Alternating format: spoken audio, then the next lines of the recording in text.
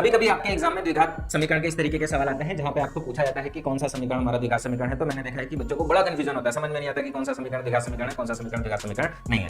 तो मैं आपको बता दूं, सबसे स्टैंडर्ड इक्वेशन होती है द्विघात समीकरण की ax² + bx + c = 0। इसी को बोलते हैं द्विघात समीकरण। कंडीशन ये होती है कि जो a होना चाहिए वो कभी भी 0 नहीं हो सकता। इसके अलावा a, b, c कोई भी वास्तविक संख्या हो सकती है, b और c हमारे 0 हो सकते हैं, a को छोड़कर। इसके लिए मैंने कुछ एग्जांपल के तौर पे समझाने की कोशिश की है। जैसे अगर हमारा c 0 होगा तो ax² + bx = 0, ये हमारा एक तरीके का द्विघात समीकरण है। अगर मैंने b को 0 कर दिया तो ax² + c, ये भी हमारा एक तरीके का द्विघात समीकरण है। अगर मैंने दोनों को 0 कर दिया तो ax² = 0, ये भी हमारा द्विघात समीकरण है। लेकिन अगर मैंने a को 0 कर दिया तो हमारा बचेगा bx + c, ये हमारा द्विघात समीकरण नहीं होगा। द्विघात समीकरण का मतलब होता है दो घात का समीकरण। अगर हमारा दो घात रहेगा ही नहीं तो समीकरण द्विघात कहां से रहेगा। तो ये सारी की सारी बातें। साथ के साथ आपको एक बात और याद रखनी है कि जो भी घात होनी चाहिए वो हमेशा पूर्णांक होनी चाहिए, मतलब 0, 1 और 2, और अधिक से अधिक घात 2 आपकी होनी ही चाहिए।